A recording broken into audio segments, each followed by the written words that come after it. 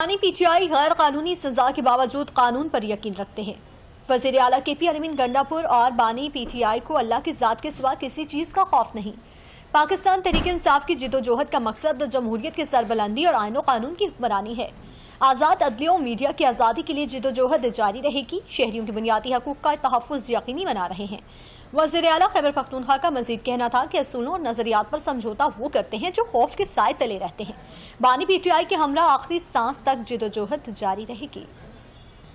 उधर 26 नवंबर चुंगी तोड़फोड़ केस असद कैसर की अबूरी जमानत में तोसी। एटीसी जज अबुल हसनात जुल्करनैन ने रहनुमा पीटीआई के खिलाफ 26 नवंबर चुंगी तोड़फोड़ केस में दरखास्त जमानत कबल गिरफ्तारी पर समाअत की। असद कैसर अदालत पेश नहीं हुए, ताहम वकील सफाई आयशा खालिद अदालत पेश हुई। दौरान समाअत वकील सफाई आयशा खालिद की जानिब से असद कैसर की हाजिरी से इस्तिस्ना की दरखास्त की गई, जिसे अदालत ने मंजूर करते हुए रहनुमा पीटीआई की अबूरी जमानत में 14 फरवरी तक तोसी कर दी। रहनुमा तहरीक इंसाफ असद कैसर के खिलाफ थाना संगजानी में मुकदमा दर्ज किया गया था।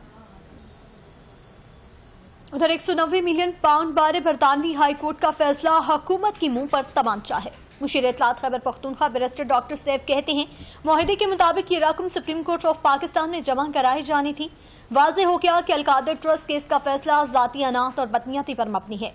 दीगर जाली मुकदमात की तरह ये मुकदमा भी हाई कोर्ट में बेबुनियाद साबित होगा। उन्होंने कहा कि हाई कोर्ट जाने के बाद मरियम नवाज और शरीफ खानदान के तमाम अरमान बह जाएंगे।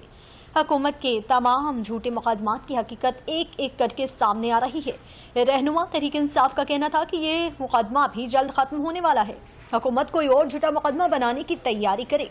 बानी पीटीआई इमरान खान तमाम झूठे मुकदमात का डटकर मुकाबला कर रहे हैं। यहाँ आपको बताएं, सुप्रीम कोर्ट ने सिविलियन के फौजी अदालतों में ट्रायल के केस को डीलिस्ट कर दिया। रजिस्ट्रार सुप्रीम कोर्ट की जानिब से जारी एलामिये में कहा गया है कि सिविलियंस के फौजी अदालतों में ट्रायल के खिलाफ जारी मुकदमे को 20 और 21 जनवरी के लिए डीलिस्ट किया गया है। एलामिये के मुताबिक जस्टिस बिलाल हसन की अदम मौजूदगी की वजह से केस की डीलिस्ट किया गया है।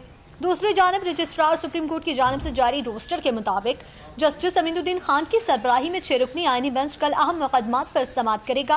बेंच में जस्टिस जमाल खान मंदुखिल, जस्टिस मोहम्मद अली मजहर, जस्टिस हसन अजहर रिजवी, जस्टिस मुसरत हिलाली और जस्टिस नईम अख्तर अफगान शामिल होंगे। इसके अलावा अरकान असम्बली के तरक्याती फंड्स अज खुद नोटिस पर समाअत कल होगी, जबकि तलबा यूनियंस पर पाबंदी और मुबैना इंतखाबी धांधली के खिलाफ पीटीआई की दरखास्त पर भी समाअत कल होगी। आगे बढ़े, आपको बताएं, खैबर पख्तूनख्वा में निगरान दौरे हुकूमत में भर्ती सरकारी मुलाजमीन को हटाने के लिए कानून तैयार। खैबर पख्तूनख्वा मुलाजमीन को सर्विसेज से हटाने का बिल 2025 जल्द असम्बली से पास कराया जाएगा। मसवदे के मुताबिक बिल के तहत निगरान हुकूमत के दौरान भर्ती मुलाजमीन को नौकरी से हटाना है। निगरान हुकूमत के दौरान गैर कानूनी तौर पर भर्तियां की गई थी। मुतालिका इदारे बिल पास होने पर नोटिफिकेशन जारी करेंगे। नोटिफिकेशन के तहत गैर कानूनी भर्ती होने वाले मुलाजमीन को हटाया जाएगा। कोई कानूनी पेचीदगी आड़े आई तो कमेटी में जायजा लिया जाएगा। मसवदे के मुताबिक सेक्रेटरी एस्टैब्लिशमेंट की सरबराही में 6 रुकनी कमेटी तश्कील दी गई।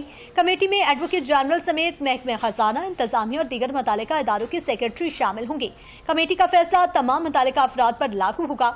ज़राए का कहना है कि निगरान दौरे हुकूमत के दौरान मुतअद्दिद महकमों में गैर कानूनी 16,000 भर्तियां हुई हैं।